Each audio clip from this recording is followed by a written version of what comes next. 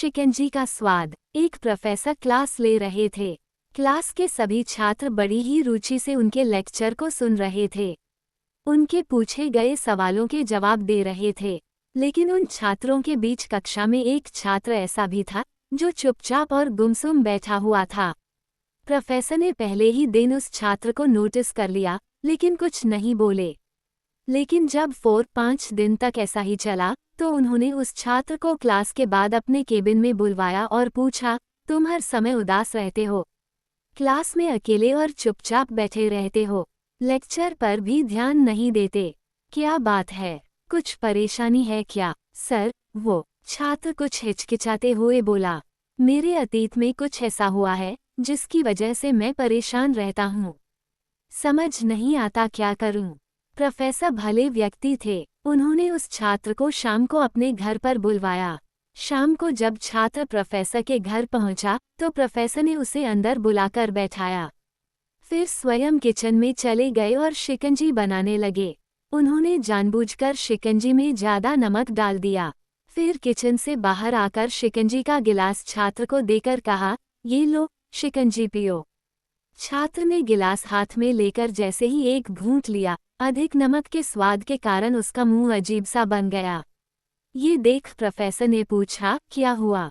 शिकंजी पसंद नहीं आई? नहीं सर, ऐसी बात नहीं है, बस शिकंजी में नमक थोड़ा ज़्यादा है। छात्र बोला, अरे अब तो ये बेकार हो गया, लाओ गिलास मुझे दो, मैं इसे फेंक देता हूँ। प्रोफेसर ने छात्र से गिलास लेने के लिए अपना हाथ बढ़ाया, लेकिन छात्र ने मना करते हुए कहा, नहीं सर, बस नमक ही तो ज़्यादा है, थोड़ी चीनी और मिलाएंगे तो स्वाद ठीक हो जाएगा।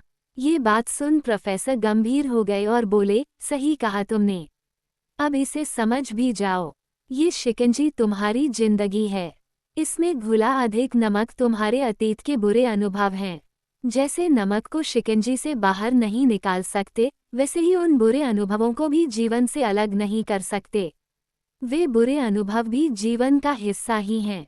लेकिन जिस तरह हम चीनी घोलकर शिकंजी का स्वाद बदल सकते हैं, वैसे ही बुरे अनुभवों को भूलने के लिए जीवन में मिठास तो घोलनी पड़ेगी ना।